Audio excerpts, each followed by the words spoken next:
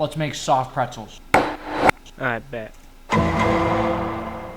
So first we're going to need a cup and a half of warm water, which is 1 tin. We're going to need 1 tablespoon of salt and 1 tablespoon of sugar. Then you're going to want to just mix that around a bit, just so everything's incorporated. Add in a packet of active dry yeast, which is basically 2 and 1/4 teaspoon. You're going to let that rest for 5 minutes. Okay. Add in 4.5 cups of all-purpose flour to that mixture. You're gonna add 2 tablespoons of oil to the flour. Make sure you get all the oil out of the tablespoon because it likes to stick. Now you're gonna want to get your hands dirty for this part. I kind of regretted it, but you know, it's something you gotta do. You gotta get your hands dirty. You know how it is. Enjoy your sticky.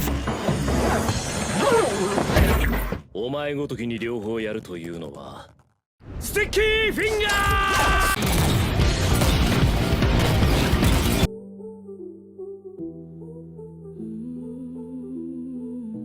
After that, you're gonna want to oil your bowl pretty nice. Then put your dough in there. I didn't mix it up enough, so I had to knead it a bit in the bowl. But if you do a good job, you won't have to do that like I did. And I'm still getting a lot of sticky stuff on my fingers, and I had to wash my hands quite a bit.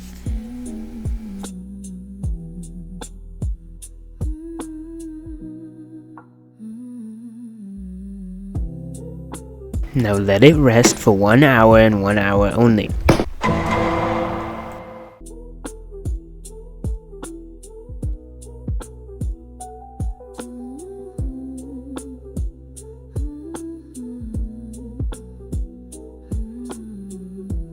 So now you're going to want to cut the dough into sections, as many sections as you want. He does 3 different pretzels in the video, but I decided to do 5 because I did not measure them correctly. Now you're going to want to roll out your dough into long, smaller logs so you can turn them into pretzels. Now I'm using the kitchen table, so I had to bend down kind of. That's why it kind of takes me a while to do it. And as you can see, I had to switch to something bigger because I don't want to do it on the table. That's unsanitary, and plus it's a very old table. Yeah, I would definitely get in trouble for that.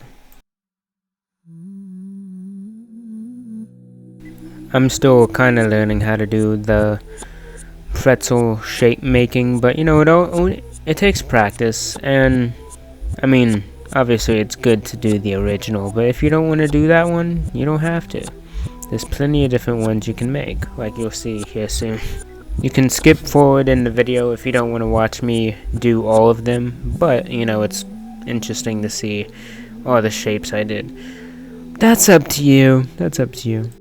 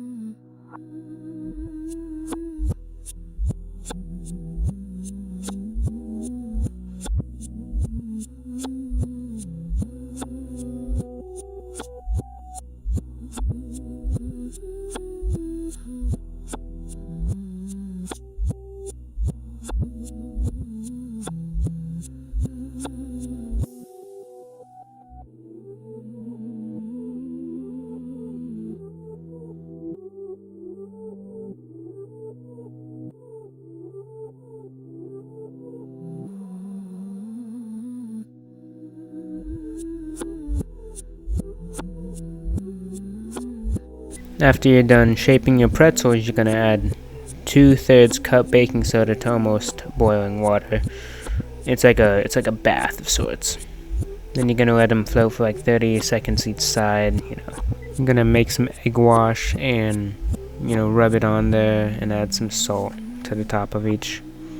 I decided to add cornmeal to the top of one of mine and Italian seasoning on the top. 15 later. After they have cooked for about 15 minutes, you can now see the pretzels you created. So it's like 12:43 at night.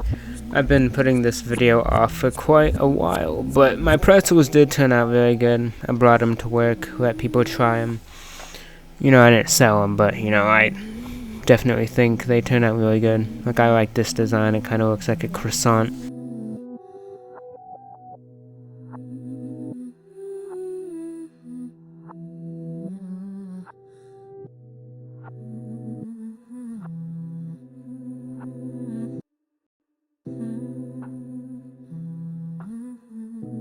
I sprinkled this one with cocoa powder, but next time I'm just gonna put the chocolate inside. It'll give it more flavor.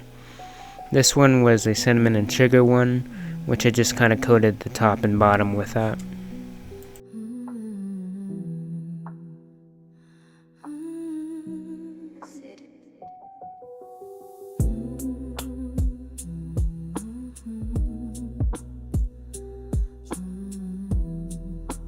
I recently made hot cocoa cookies, or I tried to, and I made frosting. So the leftover frosting that I had froze and thawed out, I just used it for this.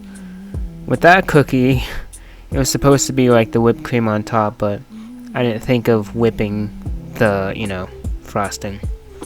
And it's meant to be birthday cake, so you can't forget the sprinkles, I mean, you can't. You can't. Look at me. Look at the screen. You can't. I forgot to make a regular one, so I just added a lot of butter and salt to this one. Very healthy. Very. And now I just decided to cut them into sections and then, test how squishy they were. And all of them turned out really good, I'd say. I mean, for my first time, pretty good. They did have a bit of a baking soda taste, but pretzels are kind of supposed to. Maybe a teensy bit too much, but I don't know if that's because of how long they were in the bath. But every time I make pretzels, I'll figure out how to make them even better, because this is the third time I've made pretzels. It's a different recipe, obviously, but I mean, next up I'll probably make gluten-free ones for my mom, and just to see if it's even possible. But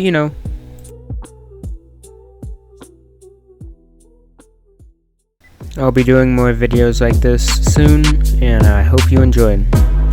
Bye bye.